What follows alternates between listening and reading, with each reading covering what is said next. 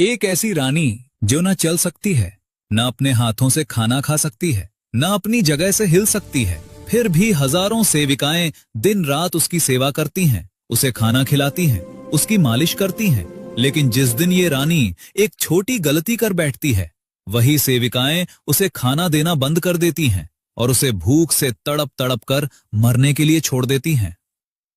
और मरने के बाद उसके शरीर को भी चाट कर खा जाती हैं। ये कहानी किसी फिल्म की नहीं, ये कहानी है दीमक की रानी की, जो इस धरती पर सबसे ज्यादा अंडे देने वाला जीव है और सबसे लंबी उम्र जीने वाला कीड़ा भी। तो चलिए जानते हैं इस रानी की पूरी जिंदगी का वो राज जो सुनकर आप दंग रह जाओगे। सबसे पहले ये जानो कि कोई भी दीमक पैदा होते ही रानी नहीं बनती। रानी बनने के लिए एक लंबा सफर तय करना पड़ता है। हर साल बारिश के मौसम में दीमक की कॉलोनी से हजारों पंखों वाली दीमक बाहर निकलती हैं। इन्हें अलेट्स कहते हैं। ये हवा में उड़ती हैं और इसी उड़ान में नर मादा का जोड़ा बनता है। उड़ान के बाद ये अपने पंख तोड़ देती हैं, क्योंकि अब इन्हें कभी उड़ना नहीं है। फिर ये जोड़ा जमीन में एक छोटा सा कमरा खोदता है, खुद को अंदर बंद कर लेता है और यहीं से शुरू होती है एक नई कॉलोनी। मादा बन जाती है रानी और नर बन जाता है राजा। और सबसे हैरान करने वाली बात, ये राजा जिंदगी भर रानी के साथ उसी कमरे में रहता है। शुरू में रानी आम दीमक जैसी ही दिखती है, छोटी पतली, लेकिन जैसे जैसे अंडे देना शुरू करती है, उसके शरीर में एक ऐसा बदलाव आता है जो सुनकर आपको यकीन नहीं होगा। रानी का पेट फूलना शुरू होता है, फूलता जाता है, फूलता जाता है, जब तक वो 4 से 6 इंच लंबी नहीं हो जाती। लेकिन मजा ये है कि उसका सिर और पैर उतने ही छोटे रहते हैं जितने पहले थे। मतलब शरीर इतना बड़ा हो जाता है कि छोटे छोटे पैर जमीन को छू भी नहीं पाते। रानी हिल तक नहीं सकती। उसकी त्वचा भी पतली और पारदर्शी हो जाती है। और अब शुरू होता है अंडों का धमाका। एक मैच्योर रानी दीमक हर दिन 20,000 से 30,000 अंडे देती है। कुछ अफ्रीकी प्रजातियों में तो ये संख्या 40,000 प्रतिदिन तक पहुंच जाती है।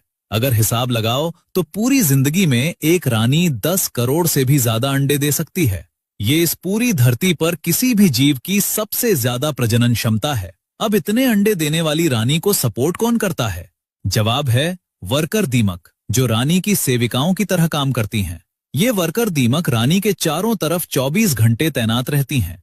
इनका काम है रानी को खाना खिलाना, क्योंकि रानी का मुंह इतना छोटा है कि वो खुद से खा नहीं सकती। वर्कर पहले लकड़ी खाती हैं, उसे हजम करती हैं और फिर चबाया हुआ खाना रानी के मुंह में डालती हैं। इसके अलावा वर्कर रानी की मालिश करती हैं, उसके शरीर को साफ रखती हैं और जो अंडे रानी देती हैं उन्हें उठाकर नर्सरी में ले जाती हैं, जहां उनकी देखभाल होती है। लेकिन सबसे खास बात यह है कि रानी सिर्फ अंडे नहीं देती, वो अपने शरीर से एक खास केमिकल छोड़ती है जिसे फिरोमोन कहते हैं। ये फिरोमोन पूरी कॉलोनी में फैलता है और हर दीमक को बताता है कि रानी जिंदा है, सब ठीक है, अपना काम करो। और ये फिरोमोन एक और काम करता है, ये बाकी मादा दीमकों को रानी बनने से रोकता है। मतलब जब तक ये फिरोमोन एक्टिव है, कोई दूसरी रानी नहीं बन सकती। रानी ने अपनी केमिस्ट्री से पूरी कॉलोनी पर लॉक लगा रखा है। अब रानी के अंडों से जो बच्चे निकलते हैं उन्हें निम्स कहते हैं। ये देखने में बड़ी दीमक जैसे ही होते हैं, लेकिन छोटे और नाजुक। और यहाँ एक चौंकाने वाली बात है, शुरू में सारे निम्स यानी दीमक के बच्चे एक जैसे होते हैं। कोई पैदाइशी वर्कर नहीं, कोई पैदाइशी सोल्जर नहीं। तो फिर कौन तय करता है कि कौन वर्कर बनेगा, कौन सोल्जर और कौन अगली रानी? उसका जवाब है खाना। जी हाँ, जिस निम्फ को जो खुराक दी जाती है वो वही बन जाता है। आम भोजन मिला तो वर्कर, थोड़ा अलग भोजन तो सोल्जर।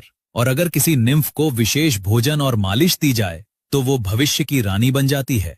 मतलब दीमक की दुनिया में आपकी किस्मत आपके जन्म से नहीं, आपके खाने से तय होती है। और अब आती है इस कहानी की सबसे खतरनाक बात। रानी दीमक साइंस के मुताबिक 25 से 50 साल तक जी सकती है।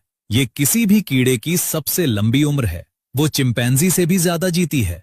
और सबसे अजीब बात, जर्मनी की फ्राइबर्ग यूनिवर्सिटी की रिसर्च में पाया गया कि रानी और राजा दीमक के जीन्स में बुढ़ापे के लक्षण लगभग नहीं दिखते, जबकि वर्कर दीमक कुछ ही महीनों में बूढ़ी हो जाती हैं। लेकिन एक दिन ऐसा आता है जब रानी का शरीर थकने लगता है, अंडों की संख्या कम होने लगती है। तब सेविकाएं पहले उसे ज्यादा खाना खिलाती हैं, ज्यादा मालिश करती हैं, सोचती हैं शायद रानी ठीक हो जाए और फिर से तेजी से अंडे देने लगे। लेकिन अगर रानी फिर भी अंडे देना बंद कर दे तो बस यहीं से सब बदल जाता है। वही सेविकाएं जो दिन रात रानी की सेवा करती थीं, वो उसे खाना देना बंद कर देती हैं। रानी हिल नहीं सकती, अपने मुंह से खा नहीं सकती। वो बेबस पड़ी रहती है, भूख से तड़पती है, कमजोर होती जाती है और कुछ दिनों में उसकी मौत हो जाती है। और मरने के बाद वर्कर रानी के शरीर के चारों तरफ इकट्ठा होती हैं और उसके शरीर से निकलने वाले पोषक तत्वों और चर्बी को चाट चाट कर खा जाती हैं। जी हाँ, जिसकी जिंदगी भर सेवा की, उसी को मरने के बाद खा लिया। लेकिन कहानी यहाँ खत्म नहीं होती। जैसे ही पुरानी रानी मरती है, उसका फेरोमोन गायब हो जाता है। वो लॉक जो दूसरी मादाओं को रानी बनने से रोक रहा था, वो टूट जाता है और फिर कॉलोनी में से एक तंदुरुस्त निम्फ को चुनकर उसे विशेष भोजन दिया जाता है, विशेष मालिश दी जाती है और कुछ ही समय में वो नई रानी बन जाती है। अंडे देना फिर शुरू, कॉलोनी फिर चालू, जैसे कुछ हुआ ही नहीं। कुछ दीमक की प्रजातियों में तो एक नहीं, एक से ज्यादा नई रानियां एक साथ बन जाती हैं और कॉलोनी पहले से भी तेजी से बढ़ने लगती है। मतलब दीमक की रानी के बिना लाखों दीमकों की कॉलोनी एक दिन भी नहीं चल सकती। और जब तक रानी काम की है, वो भगवान है। जिस दिन काम नहीं कर सकती, उसी दिन वो कचरा है। ये सुनने में बेरहम लगता है, लेकिन ये है नेचर का सबसे सख्त नियम।